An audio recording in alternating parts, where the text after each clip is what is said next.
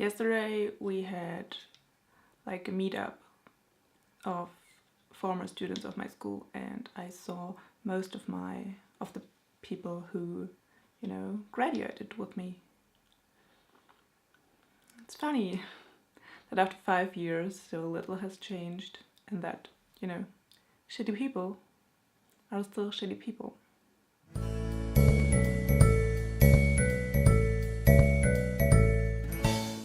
Hello fellow bookworms, it's Katie. So let's talk about Emma, which I've read past 2 weeks. It's a big book, it has about 300 pages. I don't have the book with me because it's big and I was too lazy to take it with me. So it's still in Heidelberg. Emma is the main protagonist's name as well as the title of the book. And the plot is that Emma, I think she's 21. She's the youngest daughter of 2, and her dad is a little bit obsessed with health, not just his own, but everybody's health, and thinks everybody is miserable. And he's very dependent on Emma, and Emma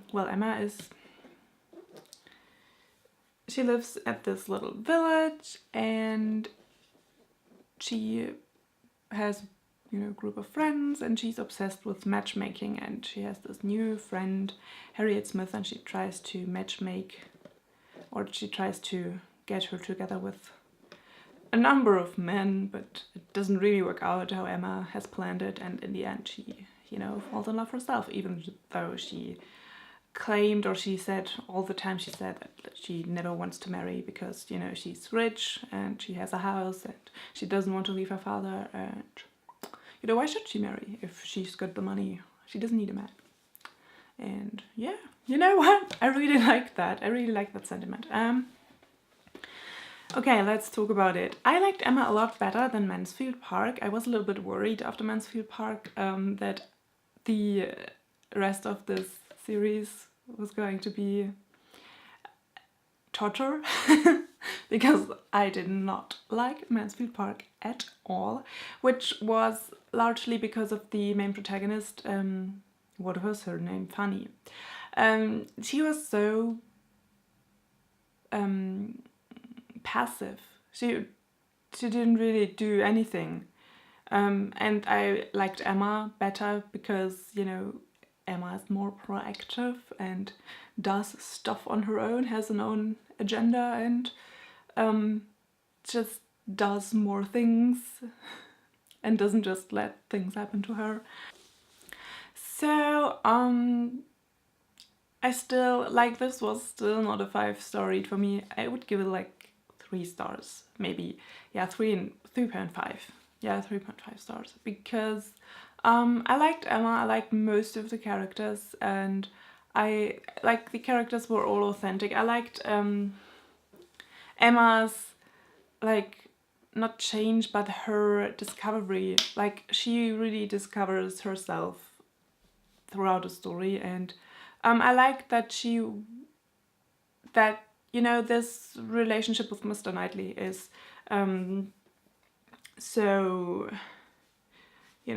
worked in the story, and you really see how it's always been his judgment. She always valued his judgment and gradually started to give it more and more importance.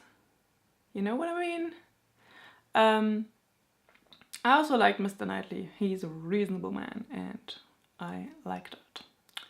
And you know what? I like this mystery element of it, like this who sent Jane Fairfax the piano, and working out the relationships between the people, because it was clear that something was going on, but so working that out was fun. I like that. What else? Also, this book read a lot like a satire.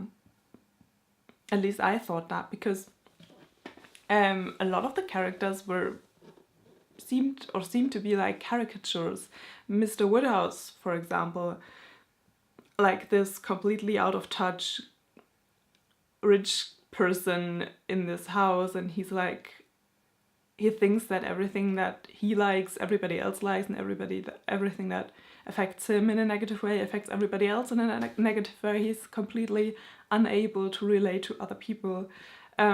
Or Miss Bates with her just chatting. Or Mrs. Elton being, you know, manipulative and, you know, it's just talking about people behind their back and, you know, being very taking herself very seriously and taking herself to be very important. But also those were the parts, especially Mr. Woodhouse's and Mrs. Bates' parts. There were scenes where they were talking about the most unnecessary stuff in the world, and these scenes were dragged up to 10 pages, and it was just so unnecessary. And I don't think that they really added something to the story, like the story would really have been the same. Or maybe, you know, not quite as many scenes with them, like maybe 1 or 2 with each, and that would be it, but not as many as they were. I didn't count them, but there were at least 10 of each, and I don't think that was necessary. It just added length to the novel, but I really don't think that it needed that. You know, I'm a fan of cutting unnecessary stuff out of stories because, you know, no, nobody ain't got time for that shit, you know. I think this was the first time I encountered that Jane Austen used that the main character was thinking to herself. Not structure, also not trope, but, you know, writing prop. I think that's the right technical term. Yeah? Is it? Like that Emma would be thinking to herself and that it would be printed like Emma thought to herself. And there was this writing prop that, especially when Mrs. Bates was talking, because she was just, you know, vomit talking, like just a lot of words, that it was like one monologue, but it was written as if someone else was responding, but the responses were not written, so that you kind of had to figure out in your head what the other person said, so it made sense. It's not, you know, super hard, because most of them were like, Mrs. Bates would say, oh, Miss Woodhouse, yes, my mother is all right, and then you would know that, okay, Miss Woodhouse asked how Miss Bates' mother was, but it wasn't printed in the book, so like it wasn't that hard to figure out. I just noticed that. I don't think she used that in the other books that I've read of hers so far. I don't know, I don't really have anything to say about this book. It was fine, it was book, it was nice to read. Some parts were annoying, some parts were... I was excited at the end, you know, to see how everything played out, and I loved Emma's and Mr. Knightley's dynamic, especially in the end when they were, you know, rationally talking about all of the things, like how they would live together and stuff, and would make these decisions together. I liked that. I don't think we had that in the other novels. The only thing that, you know, made me really, really uncomfortable was when Mr. Knightley said he fell in love with Emma when she was 13, and I thought, dude, you were 29 at that time. Sweetie, that's pedophilia. And I'm not comfortable with that. Given that nothing actually happened until she was much older. And I think when Jane Austen talks about love, or when there's talk about love, it's not sexual attraction, you know? Like when we, in this day and age, like in a TV show or in a book, say I love you, it's also automatically means I am sexually attracted to you. But I think if in Jane Austen novels, if there's talk about love, it doesn't necessarily equal sexual attraction. You know, I think people had a little bit of a different understanding back in the day. Or maybe not, maybe I'm just reading things into it, or maybe I'm just, you know, just explaining this to myself so I am not grossed out by this relationship. Who knows? Okay, I think that was it. I don't think there's anything else I noticed or that I wanted to say. I don't seem to have to say too much about this book. It was fine, I liked it. Will I reread it? Maybe, I don't know. Probably not in the next 20 years. You know, I didn't like it that much. I'm excited for Northanger Abbey, which we will be reading in August. I will be reading it a little bit later, around the 20th, after vacation, you know, because we're going on holiday, my family and I. And so after, you know, after work and vacation, then I've got time to read that. So it will be in the latter trimester of the month.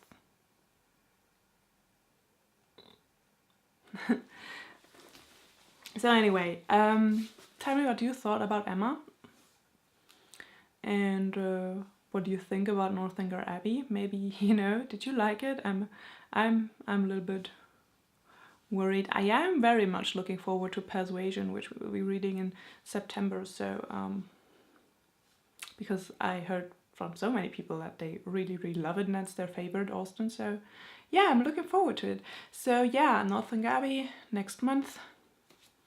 Right guys, that was it for today. Hope you have a lovely day. Hope you're reading something magical and wonderful and beautiful and something that warms your heart, but not too much because it's summer and too much heat is not good for anyone. So yeah, I'll see you soon. Bye.